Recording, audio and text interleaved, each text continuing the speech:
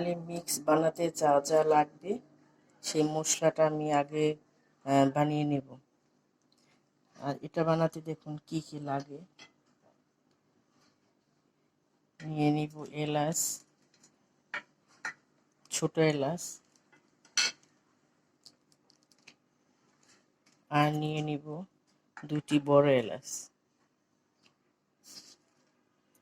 নিয়ে নিব 3 পিস জয়ত্রী, অর্ধেকটা পরিমাণ জয়ফলের অর্ধেকটা নিব আমি, আর নিব দারচিনি কয়েক টুকরা এখানে, কেননা সারা মাসের মশলা কিন্তু আমি একবারে বানিয়ে নেব, এই জন্য আমি মশলাটা একটু বেশি বেশি করেই বানাবো। এই যে, তারপরে নিয়ে নিব শুকনা 6-7টা 5-6টা মরিচ, শুকনো মরিচ নিয়ে নিব, 5-6টা তেজপাতা নিয়ে নিব, সাদা গোলমরিচ,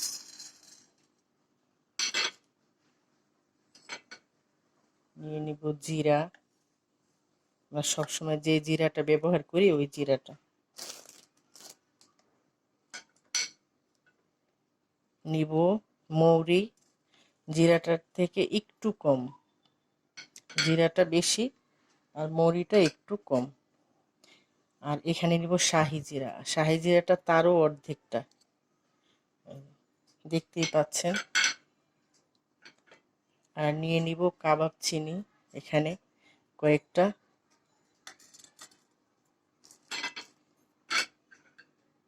দিয়ে দিব 2টি তারা মশলা, এখানে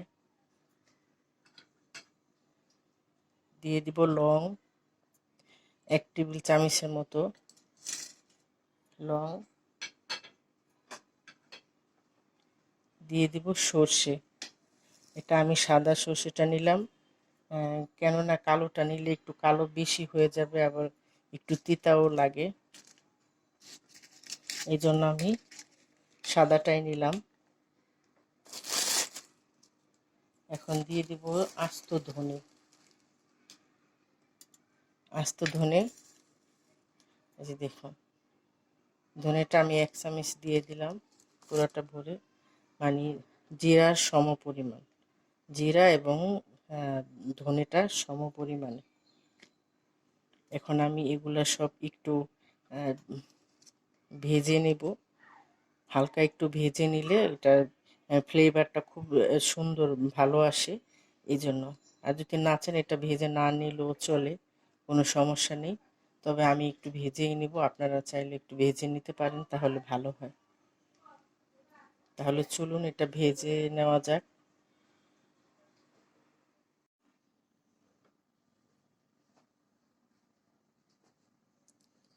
হালিমের যে মিশ্রণটা, মানে চালের যে মিশ্রণটা, ওই মিশ্রণটা এখন আমি বানাবো। ওইটা কি পরিমাণে, মানে কতটুক নিব সব কিছু, সেই পরিমাণটা আমি দেখাচ্ছি আপনাদের। মানে আমি যেভাবে বানাই আমি ওইভাবেই দেখানোর চেষ্টা করি।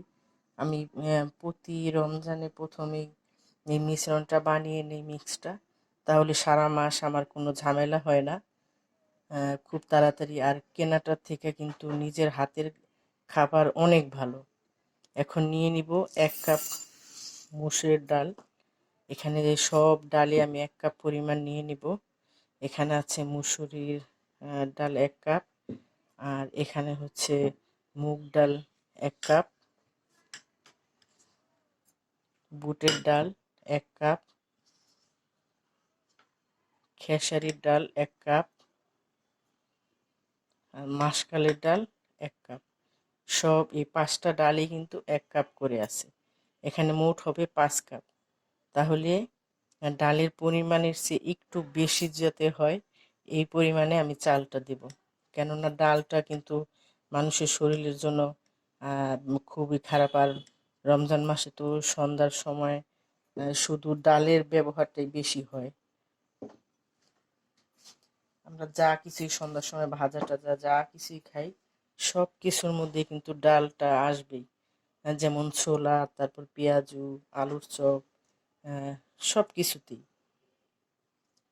এজন্য আমি চালের পরিমাণটা একটু বেশি দেব, যাতে করে একটু কম হয় ডালের পরিমাণটা, তাতে আমাদের স্বাস্থ্যের জন্য খুবই ভালো হবে। তাহলে আমি এখানে 1 কাপ পরিমাণ চিনি গুঁড়া পোলার চাল দিয়ে দিলাম, দিয়ে দিব আরও 1 কাপ, মোট 2 কাপ। এখানে 2 কাপ চাল, আর এখানে হচ্ছে 2 কাপ গম। এই গমটা এখন কিন্তু ভাজা না, এটা আমি একটু হালকা ভেজে নেব। তবে গম ভাজার পরে যে আমরা খেয়ে থাকি ওরকম ভাজবো না, হালকা একটু ভেজে নেব। তাহলে যে গমটা, কাঁচা গমটার একটু বেশি আঠালো থাকে, ভাজার পরে কিন্তু আঠালোটা একটু কমবে। আর মাসকলাই ডাল আর মুগের ডাল, এই দুইটা কিন্তু আমি ভেজে নেব। তাহলে চলুন আমরা এটা ভেজে নেই। তবে মনে রাখবেন, নিজের হাতের জিনিস কিন্তু খুবই ভালো, স্বাস্থ্যের জন্য খুব ভালো। আর এটা আমি সব কিছু ডাল, গম, চাল সব কিছু বেছে পরিষ্কার করে তারপরে নিয়েছি। তাহলে দেখুন, আর আমরা যেটা কিনে খাই ওটা ভালো কিভাবে বানায় একটা সন্দেহ থেকেই যায়। এই জন্য নিজের হাতে বানানোটাই সবচেয়ে ভালো। তাহলে আমরা মশলা, তারপরে গম, মুগ ডাল, মাসকলাইর ডাল, এটা একটু ভেজে নিই। তাহলে চলুন রান্নাঘরে।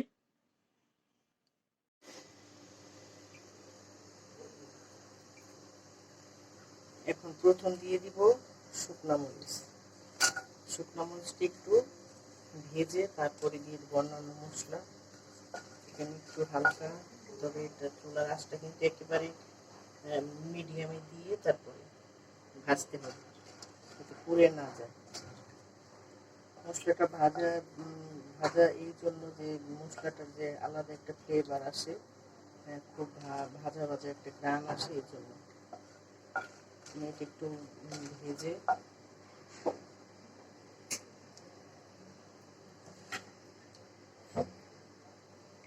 তারপরে দিয়ে দেবো ধনে,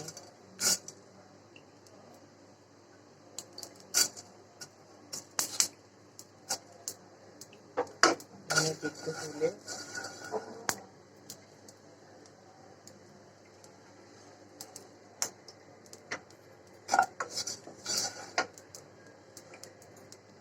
তারপরে দিয়ে দেবো জিরা, জিরা, মৌরি।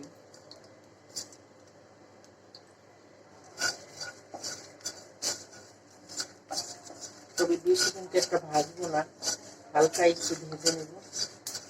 এখন সব মশলাটাই দিয়ে দেবো আমি,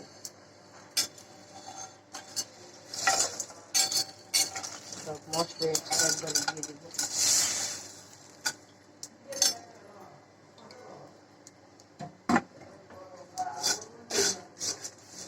এখন হালকা একটু নাড়াচাড়া দিয়ে তারপরে নামিয়ে দিয়ে, বেশি একটা ভাজার দরকার নেই। মরিচ, ধনে আর জিরাটা একটু হালকা ভেজে নিলেই হবে। এখন চুলার আঁচটা আমি অফ করে দেবো।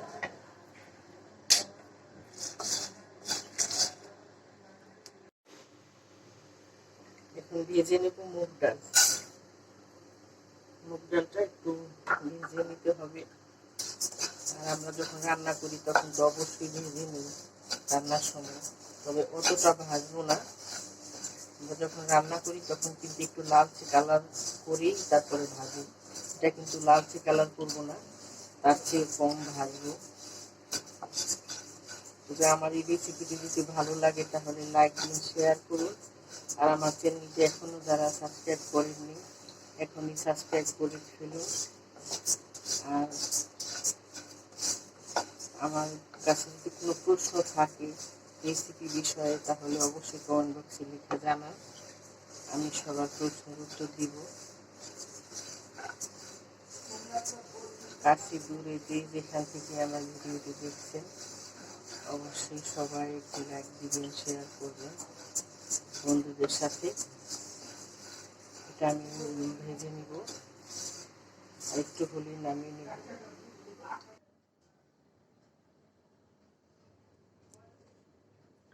মশলাটা ভাজা হয়ে গেছে, এখন একটু ঠান্ডা হইলে মশমশা হবে। ঠান্ডা করে তারপরে এখন আমি দিয়ে দিব ব্লেন্ডারে, এটা গুঁড়ো করে নেব। এখন সব মশলা দিয়ে দিব।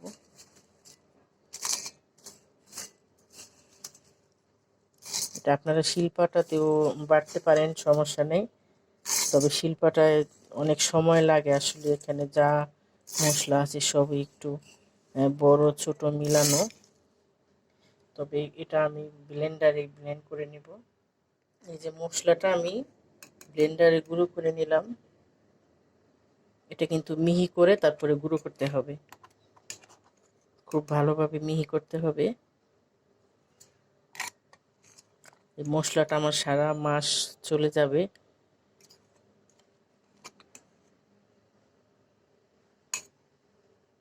দেখুন, আপনারা চাইলে বাসায় এইভাবে বানিয়ে নিতে পারেন।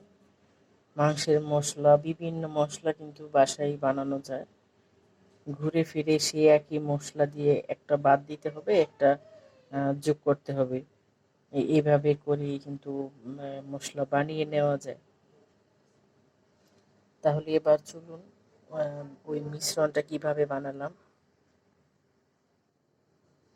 এই যে দেখুন, গমটা কিন্তু আমি বেশি একটা ভাজিনি, এই যে এইভাবে হালকা একটু ভেজে নেব গম।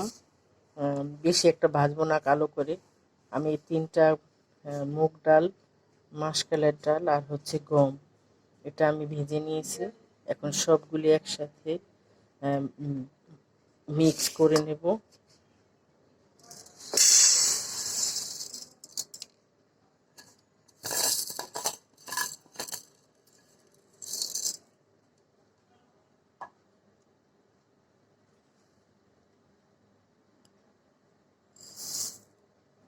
সব ডাল, সব ধরনের ডাল এবং চাল সব আমি একত্র করে মিশিয়ে নেব।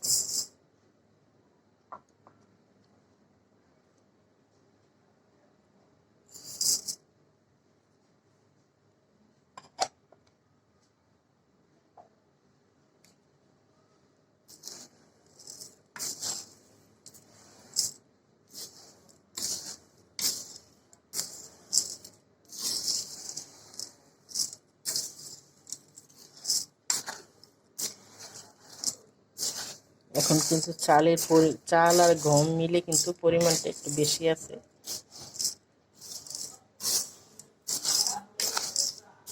ডালটা হচ্ছে 5 কাপ আর গম আর চাল হচ্ছে 4 কাপ। এই পরিমাণে দিলেই সবচেয়ে ভালো হয়। আমি গত বছর এইভাবে বানিয়ে নিয়েছি, আমার পুরো 1 মাস চলে গেছে। এর মধ্যে মনে করেন মেহমান বা অনেক লোকেই মানে বেশি অনেক দিন খাওয়া যায়, অনেক দিন। এভাবে মিক্স করে এখন আমি একটি ব্লেন্ডারে দিয়ে ব্লেন্ড করে নেব। তবে অল্প অল্প করে, যেই ব্লেন্ডারে আমরা মশলাটা গুঁড়ো করি ঠিক ওইটা দিয়েই কিন্তু এটা গুঁড়ো করতে হবে।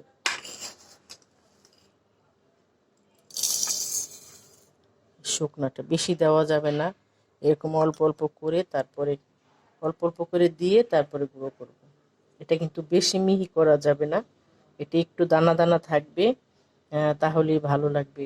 যখন আমরা হালিম মিক্স দোকান থেকে কিনে আনি তখন কিন্তু দেখা যায় যে একটু দানা দানা, সব মিশ্রণটা কিন্তু দানা দানা থাকে, কিছুটা মিহি হয় আবার কিছুটা দানা দানা থাকে। ঠিক ওরকম করে নিব আমি।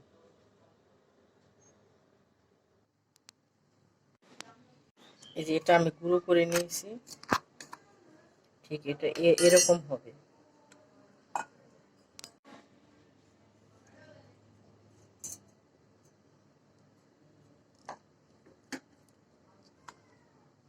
যে এরকম দানা দানা দানা দানা থাকবে, বেশি একটা দানা দানা রাখবো না, কেননা দুই একটা একেবারে মিহি হয়ে গেছে, আবার দুই একটা যদি বেশি বড় দানা দানা থাকে সেই ক্ষেত্রে যখন রান্না করব তখন কিন্তু হবে না। এই যে এরকম দানা দানা থাকবে, এই যে এরকম একটু থাকলেই ভালো হবে। তবে এর বেশি দানা দানা রাখা যাবে না, ফুটতে বা রান্না হতে কিন্তু অনেক সময় লাগবে। এইভাবে করে আমি সব মিশ্রণটাই কিন্তু গুঁড়ো করে নেব।